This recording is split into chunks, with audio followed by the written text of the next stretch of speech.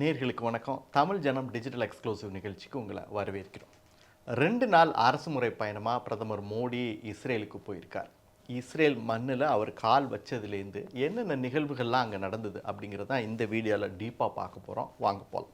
இஸ்ரேலுக்கு போன விஜயம் செய்த ஒரே இந்திய பிரதமர் மோடி மட்டும்தான். அது மட்டும் இல்லை, கடந்த 9 வருடங்களில் 2வது முறையாக அவர் இஸ்ரேலுக்கு போயிருக்கார். இஸ்ரேல் போய் அவர் டெல்லவிவில் விமான நிலையத்தில் காலடி வச்சோன்னே அங்கே மரபுகளை எல்லாம் மீறி இஸ்ரேல் பிரதமர் நெத்தன்யாகு நேரடியாக தன் மனைவியோடு வந்து பிரதமர் மோடியை அழைத்துட்டு போனார். அப்போ ஒரு சுவாரஸ்யமான நிகழ்வு அங்கே நடந்தது. என்ன அப்படின்னா, பிரதமர் மோடி விமானத்திலேருந்து இறங்கினோன்னே நெத்தன்யாகும் அவரும் கட்டி அணைத்துக் கொள்கிறாங்க. அப்போது நெத்தன்யாகு என்ன சொல்கிறாருன்னா, மிஸ்டர் பிரைம் மினிஸ்டர், உங்கள் பேக்கெட்டில் இருக்கக்கூடிய அந்த சாஃப்ரானும் என் ஒய்ஃப் சாரா போட்டிருக்க கோட்டினுடைய கலரும் ஒரே கலர் அப்படின்றார். அதை கேட்டோன்னே பிரதமர் மோடி வாய் விட்டு சிரிக்கிறார். அதன் பிறகு பிரதமர் மோடி இஸ்ரேல் நாடாளுமன்றத்தில் போய் பேசுகிறாரு. ரொம்ப எதிர்பார்ப்புக்கு மத்தியில் அந்த உரை நிகழ்கிறது. பிரதமர் மோடி தன்னோட பேச்சை இப்படி தான் ஆரம்பிக்கிறார். அதாவது, உலகத்துடைய ரொம்ப பழமையான நாகரிகத்தினுடைய சார்பாக நான் இங்கே பேச வந்திருக்கேன். நான் பேச வந்த இடமும் உலகத்தினுடைய மிக பழமையான நாகரிகத்தை கொண்ட ஒரு நாட்டினுடைய பாராளுமன்றம் அப்படிங்கிறார். 140 கோடி மக்களுடைய சார்பாக வாழ்த்துக்களையும் நண்பர்களுக்கான சில செய்திகளையும் நான் கொண்டு வந்துள்ளேன் அப்படின்னு சொல்கிறார். அது மட்டும் இல்லை, ரொம்ப முக்கியமான விஷயத்தையும் அவர் பதிவு பண்ணுறார். ஒரு சுவாரஸ்யமான விஷயத்தையும் அங்கே சொல்கிறார். என்ன அப்படின்னா, முதலாக இஸ்ரேலை ஒரு நாடாக இந்தியா அங்கீகரித்த தினத்தில் தான் நான் பிறந்தேன் அப்படின்றார். அவர் அந்த விஷயத்தை சொன்னோன்னே அங்கே இருக்கிறவங்க எல்லாமே மகிழ்ச்சியில் கைத்தட்டுறாங்க. அதன் பிறகு இஸ்ரேல் மீதான அந்த ஹமாஸ் தாக்குதலில் உயிரிழந்தவர்களுக்காக தன்னுடைய அனுதாபங்களை தெரிவித்து கொண்ட மோடி, அந்த தாக்குதலை இந்தியா ரொம்ப வன்மையாக கண்டிக்குது அப்படின்னு சொல்கிறார். தீவிரவாதத்தை எந்த வடிவத்திலையும் ஏற்றுக்கொள்ள முடியாது அப்படின்னு சொல்லிட்டு ஒரு வார்த்தை அவர் சொல்கிறார். என்ன அப்படின்னா, India stand with Israel with full conviction அப்படிங்கிறார். அந்த வார்த்தையை அவர் சொல்லி முடித்தோடனே இஸ்ரேல் நாடாளுமன்றத்தில் இருக்கக்கூடிய எல்லா உறுப்பினர்களுமே எந்திரிச்சு கைத்தட்ட ஆரம்பிச்சிட்டாங்க. அவ்வளவு தீர்மானமான வார்த்தைகள் அவர் வாயிலிருந்து வந்தது. அதன் பிறகு அவர் தொடர்ந்து பேசிக்கிட்டு இருக்காரு. இஸ்ரேல் நாடாளுமன்றத்தினுடைய சபாநாயகர் பிரதமர் மோடிக்கு அந்த நாட்டினுடைய மிக உயரிய விருது ஸ்பீக்கர் ஆஃப் நெசட் மெடல் அப்படிங்கிற ஒரு விருதை வழங்கி கௌரவிக்கிறார். அதன் பிறகு பிரதமர் மோடிக்கு பிறகு நெத்தன்யாகு அங்கே பேச வரார். பேச ஆரம்பிக்கும் போதே அவர் இதுதான் சொல்கிறாரு. என்னுடைய நண்பர் பிரதமர் மோடி உலக அரங்கில் ஒரு மிகப்பெரிய தலைவராக தன்னை நிரூபித்து கொண்டவர்.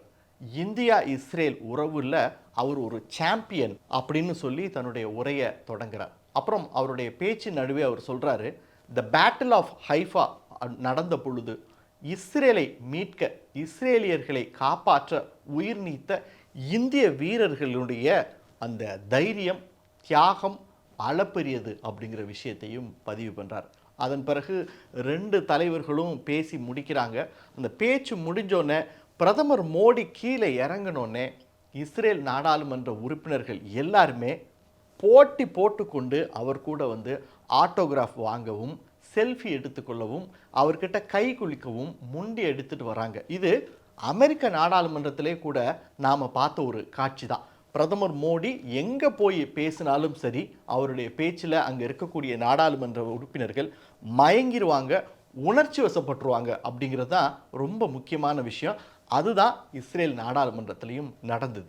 இந்த உரையெல்லாம் முடிஞ்சதுக்கு அப்புறம் வழக்கம் போல் மோடி ஸ்டைலில் நெத்தன்யாகு காரில் 2 பேரும் பயணிச்சுக்கிட்டே ஒரு செல்ஃபியை எடுத்து ட்விட்டரில் போட, அது உலக அரங்கில் ஒரு பெரிய வைப்ரேஷனை ஏற்படுத்துனுச்சு. பிரதமர் மோடியினுடைய இந்த 2 நாள் இஸ்ரேல் பயணத்தின் சார்பாக இந்தியாவிற்கு நிறைய வர்த்தக ரீதியான, தொழில்நுட்ப பரிமாற்றங்கள் நீதியான, அதே போல் இஸ்ரேலுக்கும் நிறைய வர்த்தக ரீதியான சில ஒப்பந்தங்கள்லாம் நிறைவேறியிருக்கும். அது ஒரு வழக்கமான விஷயம்தான். ஆனால் ரொம்ப முக்கியமானது என்ன அப்படின்னு பார்த்தீங்கன்னா, இஸ்ரேல் தன்னுடைய அயன் டோம் வான் பாதுகாப்பு அமைப்பை இந்தியாவுக்கு தருவதற்கு ஒத்துக்கொண்டதா அதிகாரப்பூர்வமற்ற தகவல்கள் வந்திருக்கு. இன்னும் அது குறித்த அதிகாரப்பூர்வமான தகவல் நமக்கு கிடைக்கல. இப்போதைக்கு இஸ்ரேல் ஒத்துக்கொண்டதாகவும், அது மட்டும் இல்லை, ரொம்ப முக்கியமான விஷயத்தை நம்ம கவனிக்கணும். இந்த அயன் டோமை இதுவரைக்கும் இஸ்ரேல் யாருக்குமே கொடுக்கல. ஏன்னா அயன் டோம் இஸ்ரேலுடைய உயிர் நாடி. இன்னைக்கு வரைக்கும் ஹமாஸ் தீவிரவாத தாக்குதல்லேருந்து இஸ்ரேல் தப்பி பிழைச்சிக்கிட்டு இருக்கு அப்படின்னா அதுக்கு காரணம் இந்த அயன் டோம் வான் பாதுகாப்பு அமைப்பு தான். 99% ரொம்ப துல்லியமாக எதிரினுடைய ஏவுகணைகளை தாக்கி அழிக்க உள்ளது. அந்த அயன் டோமை இஸ்ரேல் இதுவரைக்கும் யாருக்குமே கொடுக்காத அந்த அயன் டோமை இந்தியாவுக்கு கொடுக்கறதுக்கு மட்டும் இல்லை, இந்தியாவிலேயே நீங்கள் தயாரித்து கொள்ளவும் நாங்கள் ஒத்துக்கிறோம் அப்படின்னு சொன்னதாகவும் சில தகவல்கள் கிடைக்கிறது. அது மட்டும் இல்லை, இதில் இன்னொரு முக்கியமான ஒப்பந்தம் கையெழுத்தாக போகுது அப்படின்னு சொல்லிட்டு இருக்காங்க. அது என்ன அப்படின்னா, இஸ்ரேலுடைய கோல்டன் ஹரைசன் ஏவுகணையை இந்தியாவுக்கு தருவதற்கு இஸ்ரேல் ஒப்புக்கொண்டுள்ளதாகவும் சில அதிகாரப்பூர்வமற்ற தகவல்கள் கிடைச்சிருக்கு. அப்படி என்ன விசேஷம் இந்த கோல்டன் ஹரைசானில் இருக்குது அப்படின்னா, இந்த கோல்டன் ஹரைசான் ஒரு ஏர் லான்ச்டு பாலிஸ்டிக் மிசைல். அதாவது பொதுவாக இந்த கண்டம் விட்டு கண்டும் தாவக்கூடிய பாலிஸ்டிக் மிசைல் அப்படிங்கிறது தரையிலேருந்து ஏவப்படக்கூடியதாக தான் இருக்கும். ஒரு சில நாடுகள் கிட்ட மட்டும்தான் வான்லேருந்தே அதை ஏவக்கூடிய சக்தி மிகுந்த ஏவுகணைகள் இருக்குது. அப்படியாப்பட்ட சக்தி மிகுந்த ஏவுகணைகளில் ஒன்று தான் இந்த கோல்டன் ஹரைசான்.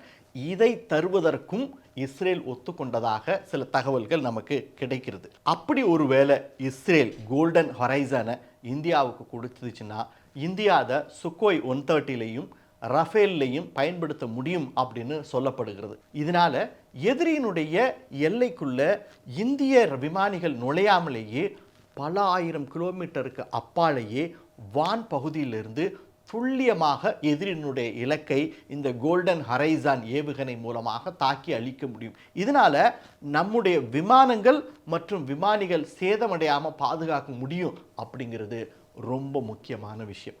இதெல்லாம் இஸ்ரேலில் நடந்துக்கிட்டு இருக்கும்போது உலகத்தோட இன்னொரு பகுதி, அதாவது நமது அண்டை நாடான பாகிஸ்தான் நாடாளுமன்றத்தில் ஒரு முக்கியமான ரெசல்யூஷன் பாஸ் ஆயிருக்கு. அது என்ன அப்படின்னா, இந்தியா இஸ்ரேல் இடையே ஏற்பட்டுள்ள இந்த நட்பு, அந்த அலைன்மெண்ட், இந்தியா இஸ்ரேல் இடையே ஏற்பட்டுள்ள இந்த ஒப்பந்தங்கள், இது எல்லாமே ரீஜனல் ஸ்டெபிலிட்டிக்கும் குளோபல் பீஸுக்கும் எதிரானது அப்படின்னு சொல்லி அவங்க நாடாளுமன்றத்தில் ஒரு தீர்மானமே போட்டிருக்காங்க.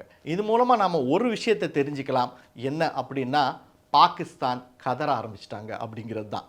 ஒவ்வொரு முறையும் பிரதமர் மோடி ஒவ்வொரு நாட்டுக்கு சுற்றுப்பயணம் மேற்கொள்ளும் பொழுதும் ஏராளமான புதிய வர்த்தக ஒப்பந்தங்கள், இராணுவ ஒப்பந்தங்கள் அப்படின்னு பல விஷயங்கள் கையெழுத்தாகிறது. இதன் மூலமாக தேசத்தினுடைய வளர்ச்சியும் பாதுகாப்பும் அதிகரிச்சுக்கிட்டே போகுது அப்படிங்கிறது தான் உண்மை. இது போன்ற சுவாரஸ்யமான புது புது தகவல்களை தெரிஞ்சுக்க தமிழ் ஜனம் சேனலை உடனே சப்ஸ்கிரைப் பண்ணிக்கோங்க.